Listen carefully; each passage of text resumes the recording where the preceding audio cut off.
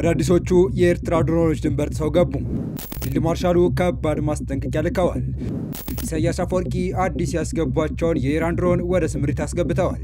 ወደ ኢትዮጵያ ድንበር ተጠግተው ተከታታይ አሰሳ እያደረጉ መሆናቸውም ተሰምቷል። አልቡርሃን አፈገፈጉ። ኤርትራ ያልታሰበ ጉድ ገጠማት። ኤርትራ የተማመነቻቸው የሱዳን ጦር ዘመናዊ ጀቶችና ድሮኖች ወደ ፖርት ሱዳን መመለሳቸው ተሰምቷል። ሻቢያ ከባድ አጣብቂኝ ውስጥ እየገባ ነው። ከ100 በላይ ዶላር መንዛሪዎች ታሰሩ። ብሔራዊ ባንክ በህገወጥ ምንዛሪዎች ላይ ከባድ እርምጃ መውሰዱን አስታውቋል። በርካታ የባንክ ሂሳቦችም ታግደዋል። ኤርትራ ለጦርነት የምታደርገው ዝግጅት ከምንጊዜም በላይ አሁን አጠናክራለች። ሀገሪቱ የተጣለባትን እገታ ወደ ጎን ብላ የሸመተቻቸው ድሮኖች ግልጋሎት መጀመራቸው ተሰምቷል። ኢሳያስ አፈወርቂ ከኢራን ያስገቧቸው ድሮኖች ወደ ኢትዮጵያ ድንበር ተጠግተው ተከታታይ አሰሳ ማድረጋቸው የተነገረ ሲሆን ይህም የሀገራቱን ውጥረት እንዳይጨምረው ትልቅ ስጋት ፈጥሯል። የኤርትራ የድሮን አሰሳ በተሰማ ቅጽበትም ፊልድ ማርሻሉ ከባድ ማስጠንቀቂያ ልከዋል። በአሁኑ የመረጃ ሰዓታችን ይህንንና ኤርትራ የተማመነችባቸው የሱዳን መሳሪያዎች ከእጇ መውጣታቸውን እንዲሁም የብሔራዊ ባንክ ተውን ስለመፈጸሙ አክለን በዝርዝር እናስደምጣችሁ ወደናል። ሰላም ውድ የሉ ዴይሊ ቤተሰቦች እንደምን አላችሁ? ቻናሉን ሰብስክራይብ፣ ላይክ፣ ሼር ያደረጋችሁ እስከ መረጃዎቻችን ፍጻሜ አብራችሁን ቆዩ። አዳዲሶቹ የኤርትራ ድሮኖች ድንበር ጥሰው መግባታቸው ተሰምቷል። ፊልድ ማርሻል ብርሃኑ ጁላ ከባድ ማስጠንቀቂያ ወደ አስመራ ልከዋል። ከሰሞኑ ከወትሮ ለየት ያለ የጦር መሳሪያ ሸመታ ላይ የተጠመዱት ኢሳያስ አፈወርቂ መርዶም የምስራችን ቤታቸው ገብቷል እየተባለ ይገኛል። በአንድ በኩል ለወራት በምጽዋ ወደብ ተጠቅመው የነበሩትና ኤርትራ ጦርነት ከጀመረች እንድትጠቀምባቸው ከጀነራል አልቡርሃን ፍቃድ አገኝቶባቸው የነበሩት ዘመናዊ አሜሪካ ሰራሽና ሩሲያ ሰራሽ የጦር አውሮፕላኖች ድሮኖች ወደ ፖርት ሱዳን መመለሳቸው የሻቢያን የጦር መሪዎች ያስደነገጠ ውሳኔ ሲሆን አንጻሩ ኢራን 10 ድሮኖችንና በርከት ያለ ሜካናይዝድ መሳሪያዎችን ለአስመራ ለመሸጥ መስማማቷ እንባ አባሽ ሆኗል እየተባለ ሲሆን ኢራን መሳሪያዎቹ በሶስት ዙር በረራዎች ወደ ምጽዋ ማስገባቷም ታውቋል። በዚህ ማለት ነው ታዲያ አዲስ እረኛ ከብት አስተኛ የሚሉት ተረት የሚያስታውሰው ክስተት የተፈጠረው የሚሉት የመረጃ ምንጮች ሻቢያ ከኢራን የተላኩለትን አዳዲስ ድሮኖች በጥድፊያ ወደ ስምሪት አስገብቷል ያሉ ሲሆን ወደ ኢትዮጵያ ድንበር ተጠግተው ተከታታይ አሰሳ እያደረጉ መሆናቸውም ገልጸዋል። የኤርትራ ድሮኖች በትግራይ ሰማር ላይ መታየታቸው የድንበሩን አካባቢ ጸጥታ በከባዱ ትረት ውስጥ እንዲወድቅ ማድረጉ ተሰምቷል። ወዲህ ደግሞ የጦርነት ቀስቃሽ መሆን አልፈልግም የሚል ግልጽ አቋም ይዞ እየተንቀሳቀሰ የሚገኘው የኢትዮጵያ መከላከያ ሰራዊት የኤርትራ ድንጊት በድጋሚ አልታገስም ሲል አስጠንቅቋል የተባለው ወደብ ያስፈልገኛል እና ግዛታዊ አንድነቴን አላስደፍርም በሚል ከባድ ውጥረት ውስጥ የሚገኙት ኤርትራና ኢትዮጵያ የቀጠናውን ከባድ ውጊያ ሊገቡበት እያሟሟቁ ነው እየተባለ ባለበት ወቅት ከወደ ሰሜናዊ ትግራይ ጫፍ አካባቢዎች የተሰሙ ያሉ መረጃዎች የጦርነቱ አይቀሬነት አመላካች ተደርገው ተወስደዋል። የትግራይ የመረጃ ምንጮች እንዳመለከቱት ከሆነ የኤርትራ ድሮኖች ከትላንት አመሻሽ ጀምሮ በትግራይ ሰማይ ላይ እየታዩ ሲሆን በተለይ በዛላምበሳ አካባቢ በተደጋጋሚ መታየታቸውን የገለጹ ምንጮች እንደሚሉት ከሆነ አየር ኃይሉ በ11ኛው ሰዓት ከኢራን ተገዝተው አዲስ የገቡትን ድሮኖች በመጠቀም ተከታታይ አሰሳ እያደረገ ስለመሆኑም የተሰማው። ይህንኑ የኤርትራ የጦር ድሮኖች በተደጋጋሚ ወደ ኢትዮጵያ ሰማይ ስር መታየት ተከትሎ ፊልድ ማርሻል ብርሃኑ ጁላ በአየር ኃይል በኩል ለኤርትራቻቸው ከባድ ማስጠንቀቂያ መላካቸው የተነገረ ሲሆን ድሮኖቹን እንቅስቃሴ እየተከታተለ መሆኑን የጠቀሰው አየር ኃይል ይኸው የድፍረት ድርጊት በድጋሚ የሚፈጸም ከሆነ እንደማይታገስና አንድ ስንዝር አልፈው ኢትዮጵያ አየር ክልል ውስጥ የገቡ ጀቶች ያለምንም ማስጠንቀቂያ በሚሳኤል መጥቶ እንደሚጥር ማሳሰቡን የተነገረው። በቀጣይ መረጃ ብሔራዊ ባንክ በህገወጥ የውጭ ምንዛሪና ተገቢ ያልሆነ ድርጊት ውስጥ ተሳትፈዋል ያላቸውን 112 ሰዎችን ሲይዝ ከ500 በላይ አካውንቶችን ማንገዱን አስታወቀ። በርካታ የውጭ ሀገር ዜጎች በድርጊቱ ላይ መሳተፋቸውንም ተገልጿል። በህገወጥ የውጭ ምንዛሪ አሻጥሮች ሲፈጽሙ ነበሩ የተባሉ በርካታ ተጠርጣሪዎች በቁጥጥር ስር መዋላቸውንና ከፍተኛ ቁጥር ያላቸው የባንክ አካውንቶች መታገዳቸውን የመንግስት የጸጥታና የደህንነት አካላት አስታወቁ።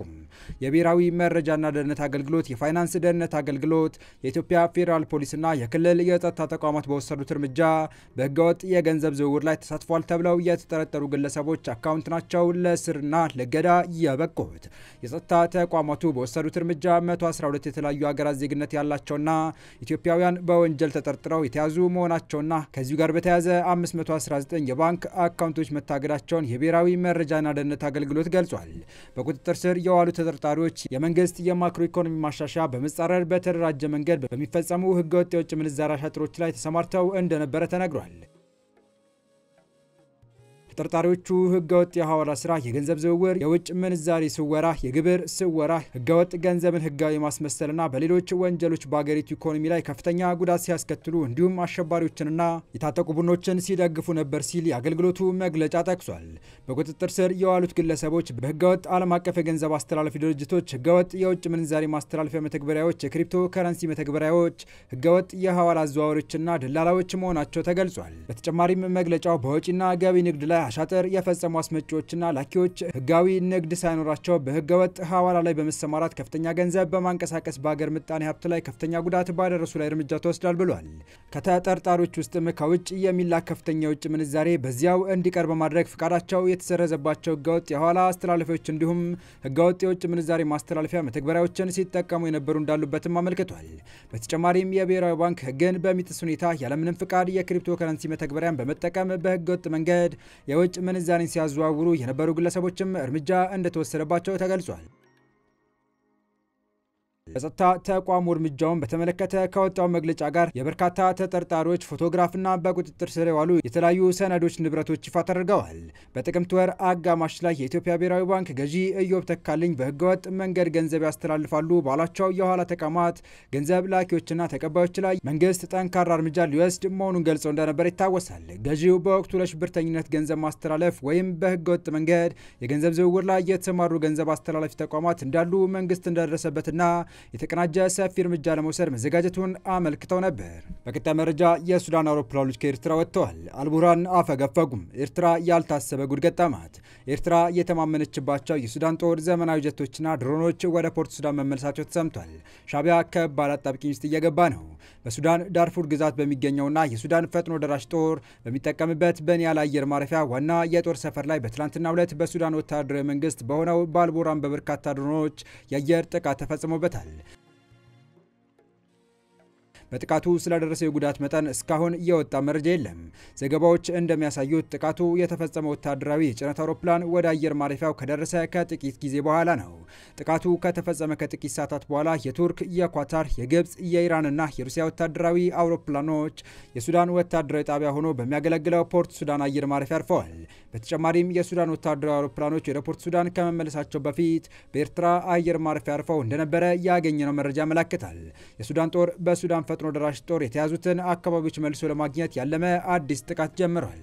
ከትናንት በስቲያ የሱዳን ፈጥኖ ደራሽ ኃይል ዋና አዛዥ ጀነራል መሐመድ ሐምዳን ዳጋሎ ድሮኖቻችን ኤርትራና ግብጽን ለማጥቃት ዝግጁ ናቸው ማለታቸውን ተከትሎ ግብጽ ለተባበሩት አረብ ኤሚሬትስ ደብዳቤ መጻፏ ይታወሳል። በመጨረሻም የአሜሪካ ምክትል ፕሬዚዳንት የኬንያ ጉብኝታቸውን ሰረዙ። የኬንያ መንግስት የአሜሪካ ምክትል ፕሬዚዳንት ጄዲ ቫንስ በዚህ ወር መጨረሻ ወደ ሀገሪቱ ሊያደርጉት ያቀዱትን ጉብኝት መሰረዛቸውን አስታውቋል። ጉብኝቱ ከህዳር 22 እስከ 23 ቀን 2025 በደቡብ አፍሪካ ሊካሄድ ከታቀደውና ፕሬዚዳንት ዶናልድ ትራምፕ ከሰረዙት የቡድን 20 ስብሰባ ጋር የተያዘ ነበር ተብሏል። ቫንስ ከቡድን 20 ስብሰባ በኋላ ናይሮቢን እንደሚጎበኙ ይጠበቅ ነበር። ይሁን እንጂ የአሜሪካ የልዑካን ቡድን ጉዞ መሰረዝ የምክትል ፕሬዚዳንቱም የናይሮቢ ጉብኝት እንዲሰረዝ አድርጓን የተባለው። የተወደዳችሁ የቻናላችን ቤተሰቦች ለአሁኑ ለእናንተ ይመጥናሉ ብታደምጧቸው ታተርፉባችኋላችሁ ብለን የመረጥንላችሁ ዕለታዊ መረጃዎቻችን እስካሁን ያደመጣችኋቸው ነበሩ።